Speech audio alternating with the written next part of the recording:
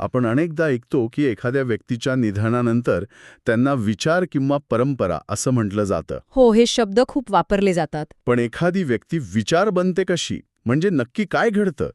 आज आपण याच प्रश्नाचं उत्तर शोधणार आहोत. आणि त्यासाठी आपल्याकडे एक खूप भावपूर्ण स्रोत आहे. अगदी.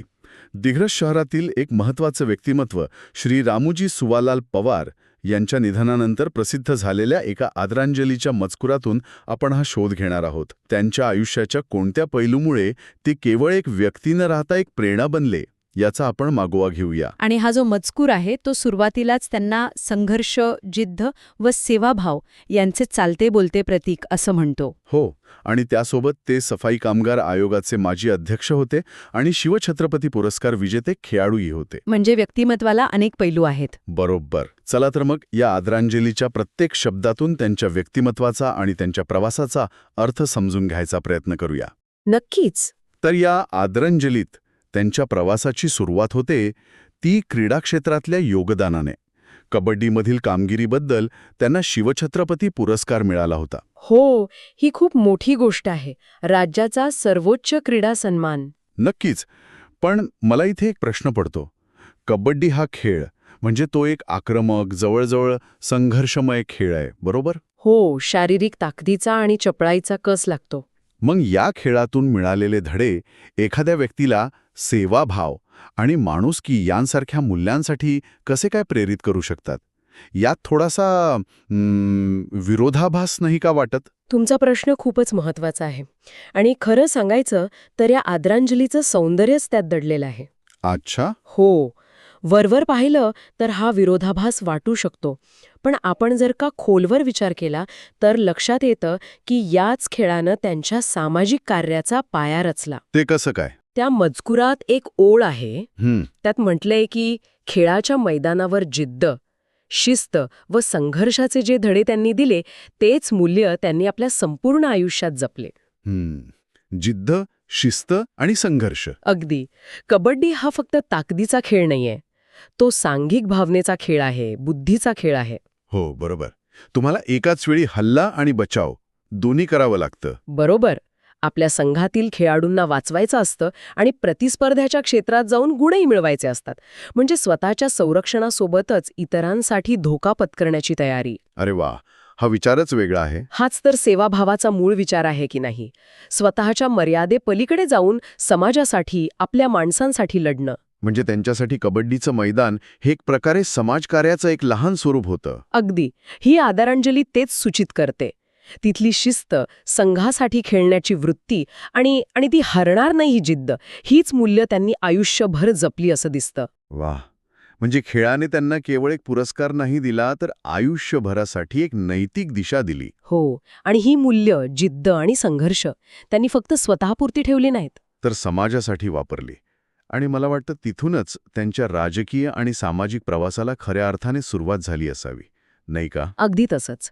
आणि हा प्रवास किती अविश्वसनीय होता हे त्या आदरांजलीतल्या एका वाक्यात इतक्या सुंदरपणे मांडलं आहे. कोणतं वाक्य? अत्यंत सामान्य सफाई कामगार ते सफाई कामगार आयोगाचे अध्यक्ष. खरंय, हे फक्त 2 पदांची नावं नाहीयेत. हा एका संपूर्ण सामाजिक स्थित्यंतराचा आलेख आहे. हो, हा प्रवास वाचताना खरंच अंगावर काटा येतो. आणि आदरांजलीत या प्रवासातल्या अडचणींचा थेट उल्लेख नाहीये, पण संघर्षाचा, आत्मसन्मानाचा आणि सामाजिक उन्नतीचा प्रवास हे शब्द खूप काही सांगून जातात. हो ना, या शब्दांमध्येच सगळा इतिहास दडलाय. आपण कल्पना करू शकतो का की या प्रवासात त्यांना कोणत्या प्रकारच्या सामाजिक अडथळ्यांना आणि पूर्वग्रहांना सामोरे जावं लागलं असेल? निश्चितच. सफाई कामगार या शब्दामागे भारतात केवळ एक पेशा नाहीये. नाही, त्याच्यामागे जातीय आणि सामाजिक उतरंडीचा एक मोठा इतिहास आहे. बरोबर. त्या परिस्थितीतून राज्याच्या सर्वोच्च आयोगाचं अध्यक्षपद गाठणं हे केवळ नोकरीतली प्रगती नाहीये, हा व्यवस्थेच्या विरोधात दिलेला एक लढा आहे. आणि हा लढा केवळ स्वतःसाठी नव्हता. मुळीच नाही.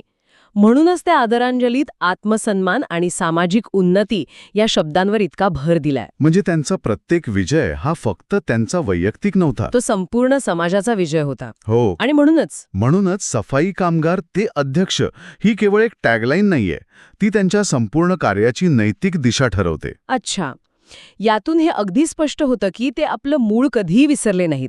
त्यांनी ज्या समाजातून वर येण्यासाठी संघर्ष केला त्या समाजाचा आवाज बनून ते काम करत राहिले. आणि म्हणूनच त्यांना युवकांसाठी आणि वंचित घटकांसाठी प्रेरणादायी दीपस्तंभ म्हटलं आहे. अगदी. दीपस्तंभ काय करतो? तो इतरांना मार्ग दाखवतो, अंधारात दिशा देतो. त्यांचा प्रवासच अनेकांसाठी मार्ग बनला. पण यात एक गोष्ट मला खूप विशेष वाटते. इतका मोठा संघर्ष करून एवढी पदं, प्रतिष्ठा मिळवूनही आदरांजली म्हणते की त्यांच्या स्वभावातील साधेपणा, माणुसकी व संवेदनशीलता कधीच कमी झाली नाही. हे कसं शक्य झालं असेल? कारण आपण बघतो की अनेकदा सत्ता आणि यश माणसाला त्याच्या मुळांपासून तोडतं. याचं उत्तर मला वाटतं आदरांजलीच्या पुढच्याच भागात दडलेलं आहे, जिथे त्यांच्या खऱ्या यशाबद्दल बोललं गेलं आहे. कोणत्या भागात? त्यात म्हटलंय की त्यांनी आयुष्यभर समाजासाठी झटताना आज त्यांच्या मागे उच्च विद्याविभूषित, सुसंस्कारित व सक्षम असा परिवार उभा केला. हेच त्यांच्या जीवनकार्याचे खरे यश आहे. एक मिनिट. हे खरंच खूप वेगळं आणि विचार करायला लावणारं आहे. का? कारण खरं सांगायचं तर एका आदरांजलीमध्ये कौटुंबिक यशाला खरं यश म्हणणं हे आजच्या काळात खूप दुर्मिळ वाटतं. बरोबर. सहसा सार्वजनिक कामगिरीवरच जास्त भर दिला जातो. हो. मग हा उल्लेख काय सांगतो? लेखकाच्या आणि पर्यायाने समाजाच्या बदललेल्या दृष्टिकोनाबद्दल काही सांगतो का? मला वाटतं नक्कीच सांगतो. हे सांगतं की समाज आता यशाची व्याख्या केवळ पद आणि प्रतिष्ठेपर्यंत मर्यादित ठेवत नाहीये. म्हणजे एकीकडे समाजासाठी लढणारा नेता आणि दुसरीकडे आपल्या कुटुंबाला सक्षम आणि सुसंस्कारित बनवणारा कुटुंबप्रमुख. या दोन्ही भूमिकांमध्ये समतोल साधणं किती महत्वाचं आहे हे यातून अधोरेखित होतं. खरंय. ज्या व्यक्तीचे पाय स्वतःच्या घरात, कुटुंबात घट्ट रुतलेले असतात, ती व्यक्ती बाहेरच्या जगात कितीही उंच गेली तरी ती जमिनीशी जोडलेली राहते. म्हणजे त्यांचा तो साधेपणा आणि माणुसकी याच कौटुंबिक मूल्यांमधून आली असावी. मला तरी तसंच वाटतं. त्यांचं लक्ष केवळ सार्वजनिक जीवनातल्या यशावर नव्हतं, तर एक मजबूत आणि सुसंस्कारित पुढची पिढी घडवण्यावरही होतं. ही एक प्रकारची गुंतवणूकच आहे की नाही? पण यात एक विरोधाभास नाही का? म्हणजे एकीकडे ते लढवय्ये नेतृत्व होते, समाजासाठी आयुष्यभर लढले. हो. मग अशा व्यक्तीला कुटुंबासाठी पुरेसा वेळ देणं किती कठीण गेलं असेल. ह्या संतुलनाबद्दल आदरांजलीत काही संकेत मिळतात का? थेट उल्लेख नाहीये, पण सक्षम परिवार उभा केला या शब्दांमध्येच त्याचं उत्तर आहे असं मला वाटतं. उभा केला? हो. उभा केला म्हणजे त्यासाठी त्यांनी जाणीवपूर्वक प्रयत्न केले, वेळ दिला. हे आपोआप घडलेलं नाही. अच्छा, म्हणजे हा एक कॉन्शियस एफर्ट होता. अगदी. यातून असं दिसतं की त्यांच्यासाठी समाजकार्य आणि कुटुंब ह्या दोन वेगवेगळ्या गोष्टी नव्हत्या. एक सुसंस्कारित कुटुंब घडवणं हे सुद्धा एक महत्त्वाचं सामाजिक कार्यच आहे असं ते मानत असावेत. आणि ह्याच संतुलित दृष्टिकोनामुळे ते एक व्यक्ती न राहता एक विचार बनण्याच्या प्रक्रियेकडे गेले. बरोबर. ह्या सगळ्या चर्चेनंतर आदरांजलीचा तो शेवटचा भाग आता अधिक अर्थपूर्ण वाटायला लागलाय. कोणता? जिथे लेखक त्यांना व्यक्ती न मानता एक विचार मानतो. त्यात म्हटलंय, आज रामूजी पवार हे नाव केवळ एक व्यक्ती नसून ते एक विचार होते, एक संघर्ष होता आणि एक परंपरा होती. हे खूप मोठं विधान आहे. हो ना. आपण सुरुवातीला जो प्रश्न विचारला होता की व्यक्ती विचार कशी बनते, त्याचं उत्तर हळूहळू इथे मिळतंय. हो. आपण हे शब्द थोडे तोडून पाहूया का? नक्की. विचार म्हणजे काय? तर त्यांनी आयुष्यभर जी मूल्य जपली, जिद्द, सेवाभाव, आत्मसन्मान आणि साधेपणा, ही मूल्य आता केवळ त्यांच्यापुरती मर्यादित नाहीयेत, तर ती इतरांसाठी अनुकरणीय बनली आहेत, एक आदर्श बनली आहेत. बरोबर. मग संघर्ष? संघर्ष म्हणजे केवळ त्यांनी केलेला संघर्ष नाही, तर अन्यायाविरुद्ध, विषमतेविरुद्ध कसा लढा द्यायचा याचा त्यांनी घालून दिलेला तो एक वस्तुपाठ आहे. एक ब्लूप्रिंट. अगदी. आणि मग परंपरा. परंपरा म्हणजे काय? तर त्यांनी जो मार्ग तयार केला, सफाई कामगाराच्या घरातून सुरुवात करून राज्याच्या सर्वोच्च पदापर्यंत पोचण्याचा. हो, तो मार्ग आता इतरांसाठी खुला झाला आहे. त्यांनी एक वाट तयार केली जी आता एक परंपरा बनली आहे. आणि म्हणूनच त्यांच्या जाण्याने निर्माण झालेली पोकळी कधीही भरून न निघणारी आहे असं म्हटलंय. एक मिनिट थांबा. काय झालं? आदरांजलीत एक शब्द वापरला आहे, आधारवड. किती समर्पक शब्द आहे हा. हा शब्द केवळ आधार दर्शवत नाही, तर एक संपूर्ण परिसंस्था, एक इकोसिस्टम दर्शवतो.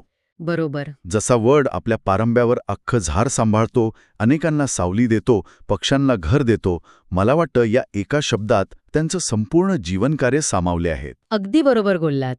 आधारवड या शब्दातच मार्गदर्शक आणि लढवय्या नेतृत्व हे दोन्ही अर्थ सामावलेले आहेत की नाही? हो, खरंय. ते केवळ लढणारे नेते नव्हते, तर अनेकांना आधार देणारे, दिशा दाखवणारे मार्गदर्शक होते. संघर्ष कसा करावा हे त्यांनी दाखवलं. पण तो कोणत्या मूल्यांवर आधारित असावा हेही त्यांनी शिकवलं. अगदी. त्यामुळे त्यांची अनुपस्थिती ही केवळ एका नेत्याची पोकळी नाही, तर एका संपूर्ण पिढीसाठी असलेल्या आधाराची आणि मार्गदर्शनाची पोकळी आहे, असं या आदरांजलीतून व्यक्त होतं. तर आजच्या या चर्चेतून आपण श्री रामूजी पवार नावाच्या व्यक्तीच्या पलीकडे जाऊन ते विचार कसे बनले याचा प्रवास पाहिला. कबड्डीच्या मैदानावर शिकलेली शिस्त आणि जिद्द, सफाई कामगार ते अध्यक्ष हा आत्मसन्मानाचा थक्क करणारा प्रवास, यश मिळूनही जपलेला साधेपणा आणि समाजासोबतच एक सुसंस्कारित कुटुंब घडवण्याची दूरदृष्टी. या सगळ्या पायऱ्या पार करून एक व्यक्ती परंपरा बनते. बरोबर. आणि आदरांजलीत म्हटल्याप्रमाणे त्यांचं कार्य, विचार आणि संघर्ष सदैव स्मरणात राहतील. या संपूर्ण चर्चेनंतर एक विचार मनात येतो, जो त्या आदरांजलीच्या शेवटच्या वाक्यात दडलेला आहे. कोणता विचार? त्यात म्हटले आहे की आपण दाखविलेला मार्गच पुढील पिढ्यांसाठी दिशादर्शक ठरेल. हो? मार्ग दिशादर्शक असतो, पण त्या मार्गावर कोणी चाललंच नाही तर तो नाहीसा होतो. अगदी. मग प्रश्न असा उरतो की एखाद्या व्यक्तीचा संघर्ष आणि विचार ही परंपरा म्हणून जिवंत ठेवण्याची जबाबदारी कोणाची?